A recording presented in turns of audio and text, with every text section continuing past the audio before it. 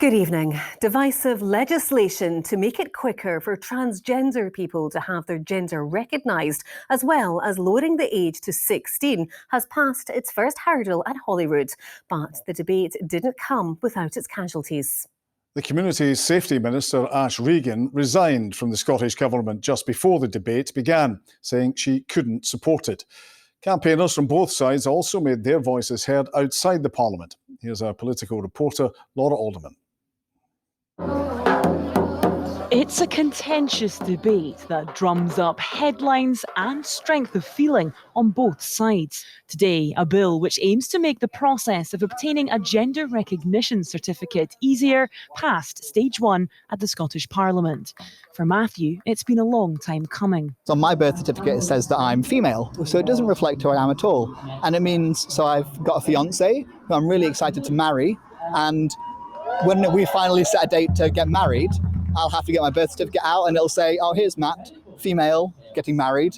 And that's not how I want my marriage to go or to start. But on the other side of the debate, some fear it will threaten women's rights. There are no checks, there are no safeguards, and contrary to what the First Minister has claimed, there's really no mechanism for establishing who, if anyone, has made a false declaration. Since 2004, trans people across the UK have had the right to legally change their gender by applying for a gender recognition certificate. But the current process is viewed by many applicants as demeaning, lengthy and expensive. The Reform Bill removes the need for a medical diagnosis, allowing a person to instead self-identify their gender. It also cuts the period applicants need to live in their acquired gender from 2 years to 3 months, followed by a 3-month period of reflection. And it also aims to lower the age of applicants from 18 to 16. After independence, reforming the Gender Recognition Act has probably become one of the biggest dividing lines and most debated issues in Scottish politics. It's not only split public opinion, but it's created fractures in the parties as well. My name's Ash and I am a minister in the Scottish Government.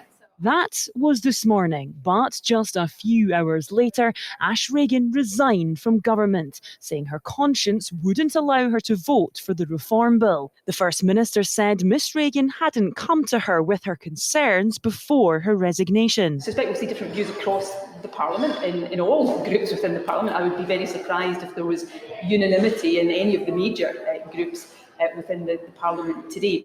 But division was evident in the chamber today. There are a range of views within our party on this topic, and can I particularly mark my respect and admiration for Ash Regan, who has resigned over this today. So I did say directly to the trans people in the chamber today and those outside, I hear you and I want to make things better for you. That is my commitment to you today. Today we assert the simple right of all trans people to ensure that their documents of identity accurately record that very identity. Two of the largest ever public consultations undertaken by the Scottish Government have led to this point. But in terms of this becoming law, today is only a starting point.